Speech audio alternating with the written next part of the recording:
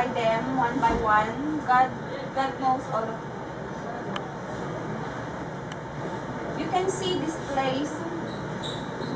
Johnny and I are both unemployed, but how can we send John to this very comfortable and nice way? Dahil yan sa tulong din ng mga kaibigan ni John. Thank you for the balloons, Ate Jera and Kuya Jordan. This is John's favorite balloons, blue and white. And I was smiling kanina pa kasi ang daming tao. And those people least expected to come, they came. John, you are so much love. The day you died, I was worried na sabi ko baka dahil special ka, people are mocking or hindi mo maiwasan kasi na kapag nakita siya ng ibang tao, sasabihin kaawa-awa naman siya. I-judge ang parents niya.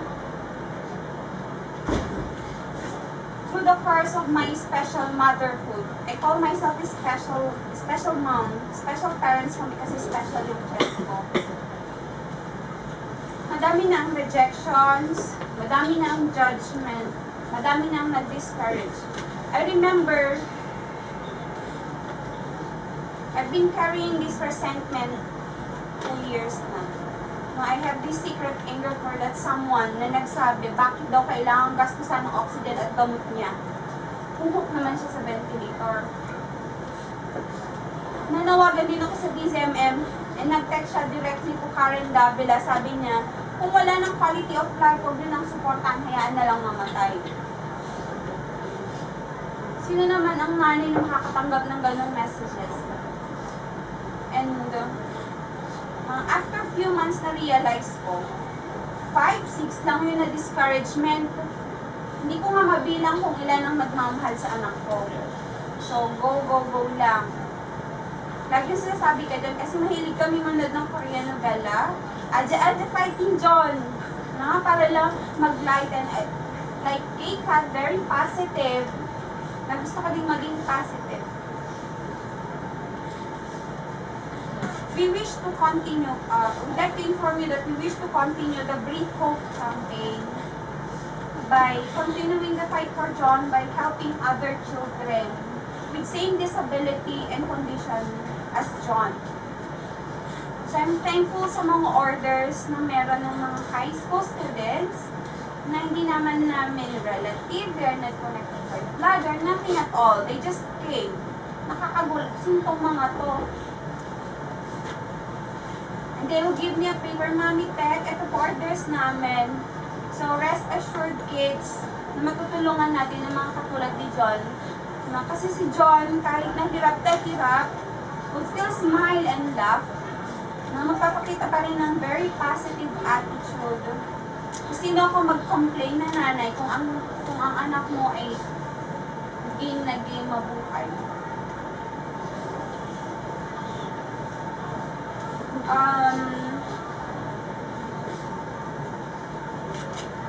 Lastly,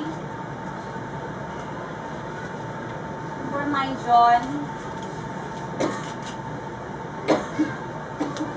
you are free, my son. Go home and have a peaceful rest, anak.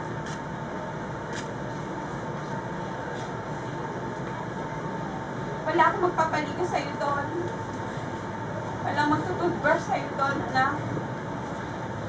Walang magpapalit ng damit mo dahil sobrang pawisin ka. But please take care of yourself.